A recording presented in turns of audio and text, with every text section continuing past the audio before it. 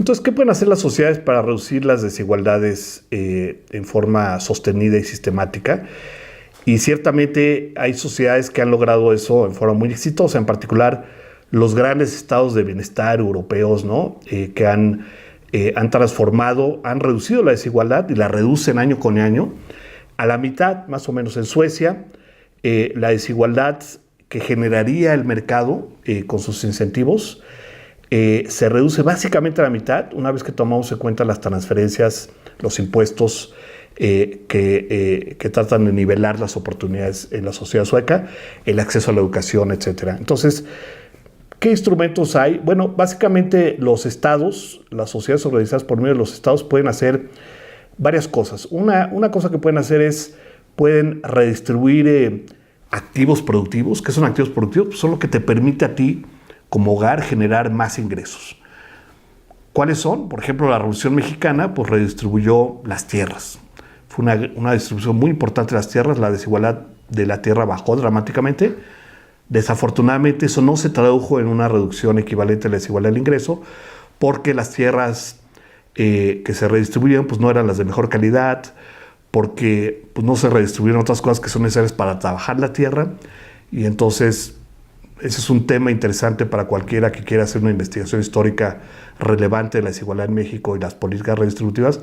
¿Por qué la Revolución Mexicana y en particular la reforma agraria no se tradujo en una sociedad más justa, ciertamente en comparación con las reformas equivalentes en países asiáticos como Corea, ¿no?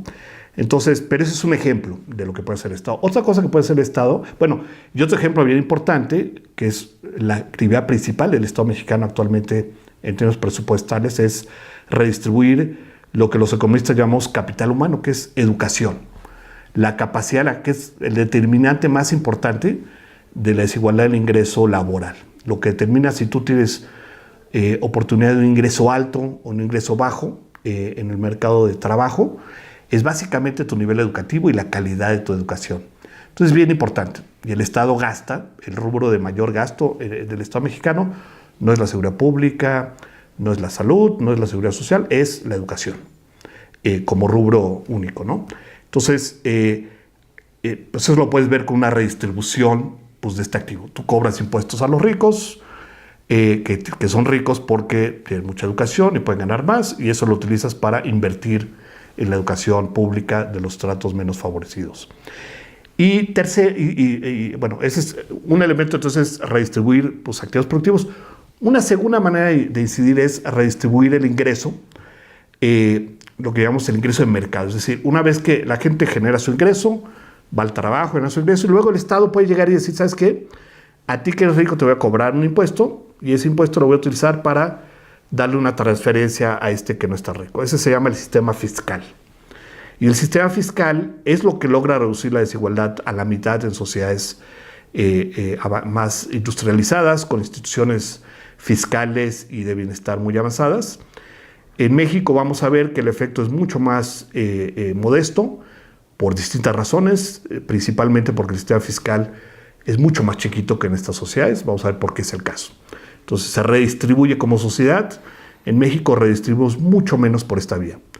Desafortunadamente también como sociedad los datos pocos datos que hay sugieren que redistribuimos también mucho menos que otras sociedades por la vía privada. Es decir, las instituciones de caridad, de filantropía, son bastante pobres. Así como el Estado es pobre, redistributivamente las instituciones son reducidas, lo que se redistribuye privadamente también. Y eso explica un poquito la permanencia de la desigualdad. Ahora, ¿qué otras políticas tienen un impacto importante en la justicia social y en la distribución? Pues hay políticas que parece que no lo tuvieran, pero lo tienen bien importante. Por ejemplo, bueno, claramente políticas regulatorias, como por ejemplo pues las políticas de salario.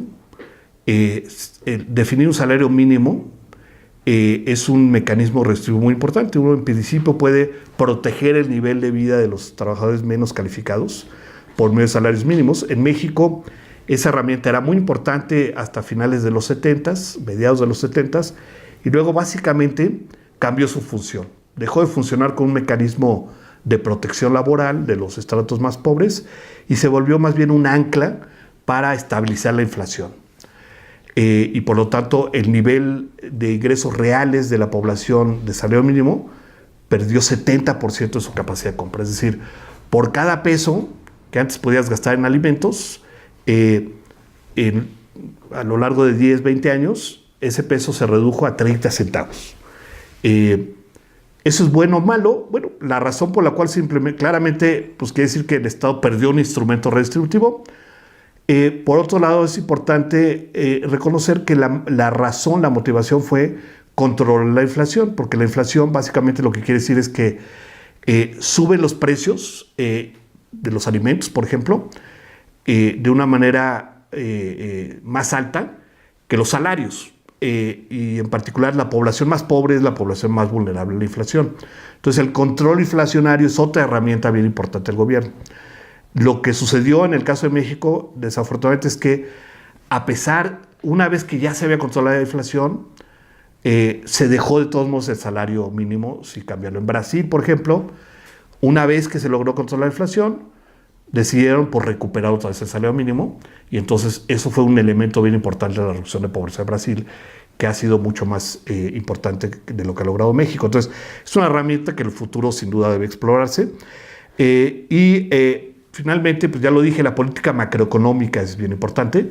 Si tú no tienes crecimiento y precios estables, es muy difícil reducir la pobreza. Por ejemplo, en años recientes, una de las cosas que explica por qué la pobreza no ha bajado en México es porque, a pesar de que tenemos mucha estabilidad de precios, ha sido un gran logro de las últimas administraciones, los precios de los alimentos en particular han estado subiendo muchas veces por encima de la inflación.